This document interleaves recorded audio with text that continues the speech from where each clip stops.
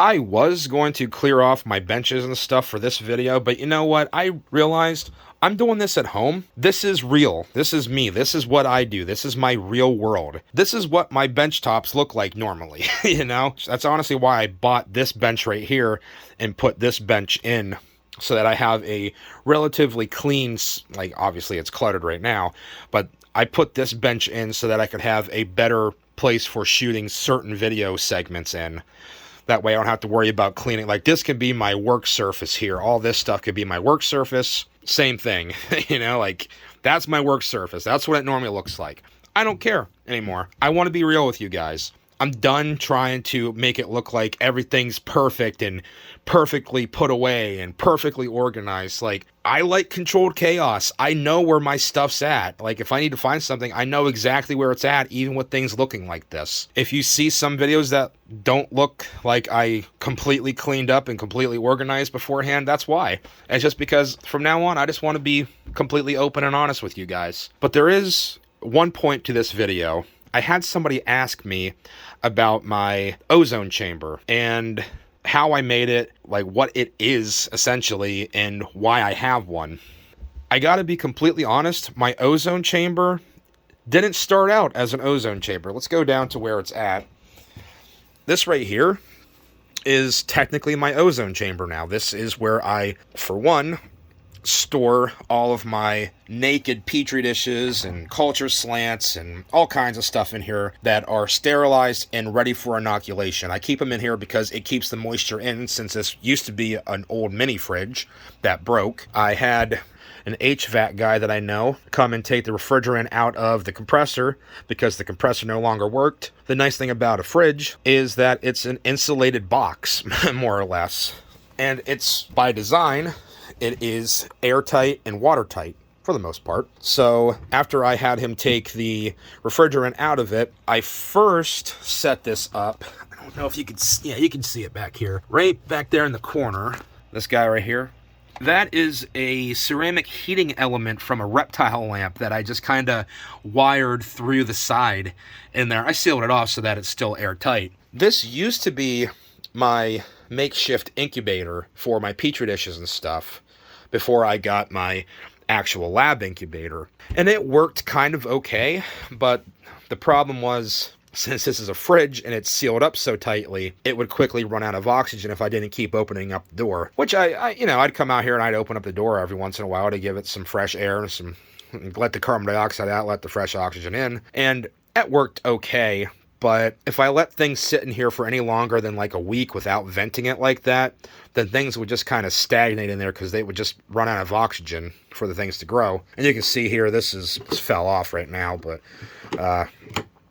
this is the temperature control for the heating element, and I can set it to a set temperature and it would maintain that temperature within like half a degree. It was actually really good. But yeah, I turned this from an incubator into an ozone chamber. And the reason why I turned it into an ozone chamber was because since this no longer really is used as an incubator, because I have my good incubator over here, I'm thinking to myself, what can I use this for?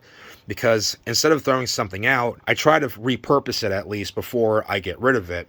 And I'm like, I have an ozone generator up here on the wall, which is currently set to 30 minutes for some reason. This is my ozone generator that I got off of Amazon eons ago. I can't even remember how long ago I bought this. It has to be close to 10 years ago now. And the thing that I like about this ozone generator is that it doesn't just pump out ozone like through like a vent or whatever on the bottom or side or whatever. It actually pumps the ozone out through a little hole on the bottom right there that you can connect a tube to. I'm thinking to myself, I already have the fridge there. It holds a lot of petri dishes. Why don't I turn that fridge into an ozone chamber? And it was incredibly simple with this guy right here. And by the way, this was not expensive. This was like 30 bucks, this ozone generator. If you want to get like ozone treatment for water or even your air, like I run this out here every couple days just to kind of sanitize things out here. This puts out a decent amount of ozone, and like I said, it's only like 30 bucks. So if I want to use this to decontaminate the area or the air, all I gotta do is just unhook this tube, and then that allows all the ozone to flow out into my shed, and then that all the filters that I have out here running circulate all that ozone around, and it just does a good job of sanitizing the air out here. I figured if I want to turn my old fridge into an ozone chamber, it's literally just a matter of plumbing the ozone from the ozone producer, from the ozone generator, into the fridge. And it's really just as simple as that. So all I did was I just ran a tube. This is just vinyl tubing. You can see it's actually really discolored from the ozone, but this is like 3 years old, and this vinyl tube's holding up just fine. I just ran vinyl tubing all the way up from the ozone generator down around here, and you can see I have all this stuff. And then I have that going into a little T-splitting joint, whatever that thing's called, for pneumatics or hydraulics or whatever. I have one part of that T-joint with a piece of the same tube. I just have that clamped off with a set of hemostats, just so that all of the ozone goes down through this tube right here. But I like the idea of having this part in case I ever want to hook something up. I don't have to mess around trying to disconnect this, disconnect that. I can just take this piece of tubing off, and then I can just clamp this piece of vinyl tubing, and then all the ozone will come out here, and that way I have a source of ozone that I can just deal with on my workbench here. But anyway, this part of the little T-joint here, T-adapter, is, let me move all this stuff, just continues down, connects to another piece of vinyl tubing, which, as you can see, goes down through here into a hole in my workbench where I have a bunch of also like wires and cables and stuff. And that tube, that tube just goes down through here, right back in here. Yeah, you can see it. Right back in here into another hole that I drilled into this fridge. And that is connected to a little white bubble stone that I have glued into the fridge, and I also have that sealed off so that, you know, this is still an airtight container. At the end of the day, all I got to do is just turn the ozone generator on. It pumps that ozone down through the tube, all the way down, and then into the ozone chamber here now, which is what I'm calling this. And that ozone will then concentrate in this little enclosure. So whenever I am making petri dishes, almost every time I make a petri dish now, after I pour the agar, even if I know that it's fairly clean out here, I'll still at least put them in here to cool down, just because I know this is a relatively clean spot. And as I say that, look at this. Look at all that junk down there. Like, look at all this. I know it looks really gross down the bottom, but this stuff is actually rust from the shelving. So the ozone's a little hard on the inside of here, but for a scrap fridge, I don't really care. But anyway, I let the petri dishes solidify and cool down in an ozone-rich environment. That way, if any hitchhikers did make their way in through the agar or on the petri dish or whatever, if it is present in the agar, that ozone will kill anything that's in the petri dish.